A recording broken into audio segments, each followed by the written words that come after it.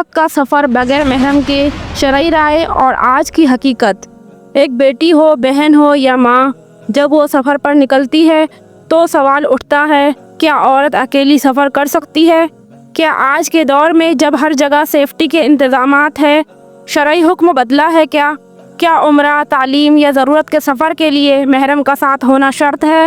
آج کی ویڈیو میں ہم جانیں گے اسلام کی روشنی میں عورت کے سفر کے احکام۔ فقہ حنفی کے مطابق ویڈیو کو چھوڑ کر نہ جائیے گا، آخر تک کے پورا دیکھیے گا۔ نبی کریم صلی اللہ علیہ وسلم نے عورت کے اکیلے سفر کرنے کے بارے میں بہت اہم واضح احکامات دیے ہیں۔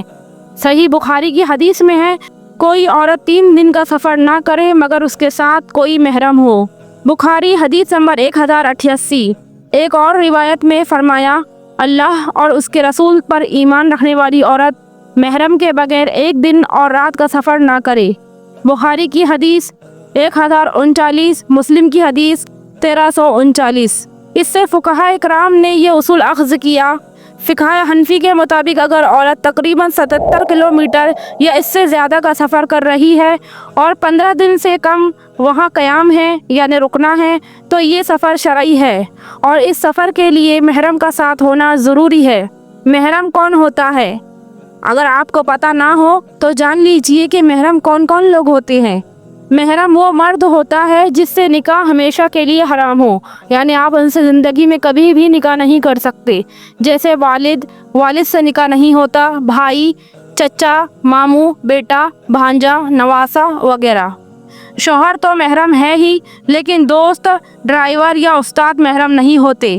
اکیلی عورت کا سفر موجودہ زمانے میں، آج کچھ لوگ کہتے ہیں اب تو گاڑیاں محفوظ ہیں، موبائل ساتھ ہے، عورتیں ٹرین، جہاز یا گروپ میں جاتی ہے، تو کیا اب بھی شرعی حکم باقی ہے؟ یاد رکھیں، اسلام کے احکام زمانے کے بدلنے سے نہیں بدلتے۔ جب نبی صلی اللہ علیہ وسلم کے زمانے میں صحرا اور قافلے ہوتے تھے تب بھی حکم یہی تھا، اور آج کے سفر بھی اسی اصول پر پرکھے جائیں گے۔ چاہے دنیا کتنی بھی ترقی کر جائے، عورت کی عزت، حفاظت اور وقار ہمیشہ شریعت کے تابع ہے۔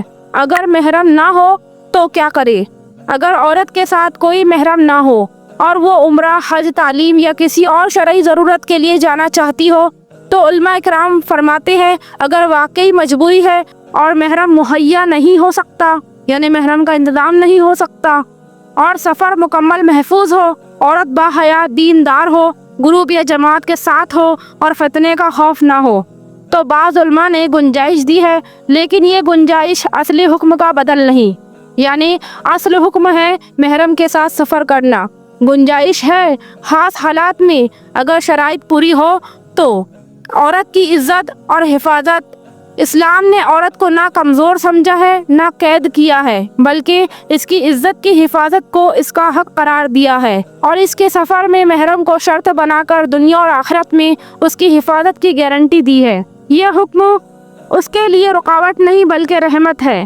تو بہنوں اور بیٹیوں، جب کبھی سفر پر نکلے تو شریعت کے مطابق نکلے، محرم کے ساتھ نکلے، اور اگر مجبوری ہو تو اہل علم سے رائے لے کر قدم اٹھائے، کیونکہ عزت، ایمان اور تحفظ یہ سب نماز، روزے کی طرح فرض ہے۔ نبی صلی اللہ علیہ وسلم نے فرمایا، ہر ایک تم میں نگران ہے اور عورت اپنے شوہر کے گھر کی نگراں ہے۔ بخاری حدیث نمبر 893۔ اگر آپ کو یہ ویڈیو فائدہ مند لگی ہو تو اسے آگے ضرور پہنچائیے، کیونکہ ہر بہن کو اپنی عزت، دین اور حدود کا شعور ہونا چاہیے۔ اتنی دیر ہمارے ساتھ بنے رہنے کے لیے آپ کا تہہ دل سے شکریہ۔ جزاک اللہ خیر و احسن الجزا۔